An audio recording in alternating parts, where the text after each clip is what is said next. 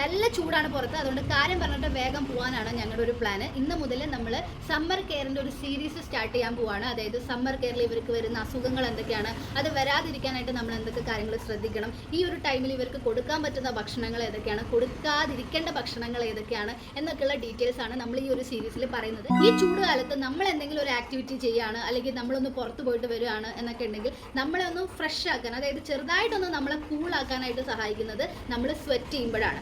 അങ്ങനെ ഒരു ഓപ്ഷൻ ഇവർക്കില്ല, കാരണം ഇവർക്ക് സ്വെറ്റ് ചെയ്യാനുള്ള ഒരു കഴിവില്ല. സോ ഈ ഒരു ചൂട് കാലത്ത് ഇവരെന്തെങ്കിലും ഒരു ആക്ടിവിറ്റി ചെയ്യുമോ, അല്ലെങ്കിൽ ഇവർ നടക്കാനൊക്കെ പോവുമോ, അല്ലെങ്കിൽ എന്തെങ്കിലുമൊക്കെ ചെയ്ത് കഴിഞ്ഞാൽ ഇവരുടെ ബോഡി ഒന്ന് കൂളാക്കാനായിട്ട് ചെയ്യുന്നത് ബ്രീത്തിങ് ആണ്. അതായത് കിതയ്ക്കുന്നത് നിങ്ങൾക്ക് കാണാൻ പറ്റും. ഇവരിങ്ങനെ കിതച്ചുകൊണ്ടിരിക്കുമ്പോഴാണ് ഇവരുടെ ബോഡി ഒന്ന് കൂളാവാനായിട്ട് ഇവരെ സഹായിക്കുള്ളൂ. അപ്പോൾ ഇങ്ങനെ കിതയ്ക്കുന്നത് നോർമൽ ആയിട്ടുള്ള ഒരു കാര്യമാണ്. പക്ഷേ ചില ഹെൽത്ത് കണ്ടീഷനിൽ ഇവർ അബ്നോർമലായിട്ടും ബ്രീത്ത് ചെയ്യാറുണ്ട്. അത് ഒരു പാരന്റ് എന്നുള്ള രീതിയിൽ നമുക്ക് മനസ്സിലാക്കാൻ പറ്റും ഇവരുടേത് നോർമൽ ബ്രീത്ത് ആണോ അബ്നോർമൽ ബ്രീത്ത് ആണോ എന്നൊക്കെ ഉള്ളത്. സോ ഇങ്ങനെ അബ്നോർമലായിട്ട് ഇവർ ബ്രീത്ത് ചെയ്യുകയാണെന്നുണ്ടെങ്കിൽ അവർക്ക് ഹീറ്റ് സ്ട്രോക്ക് എന്ന് പറഞ്ഞിട്ടുള്ള ഒരു കണ്ടീഷൻ വരാനാണ് സാധ്യത. ചൂട് കാലത്ത് പാരൻസിൻ്റെ ശ്രദ്ധക്കുറവ് കാരണം ഇവർക്ക് വരുന്ന ഒരു കണ്ടീഷനാണ് ഹീറ്റ് സ്ട്രോക്ക്. ഹീറ്റ് സ്ട്രോക്ക് വന്നിട്ട് നമ്മൾ പ്രോപ്പറായിട്ടുള്ള ട്രീറ്റ്മെൻറ്റ് ചെയ്തിട്ടില്ല എന്നുണ്ടെങ്കിൽ ഇവർക്ക് മരണം വരെ സംഭവിക്കാനായിട്ട് അത് കാരണമായിട്ട് മാറും.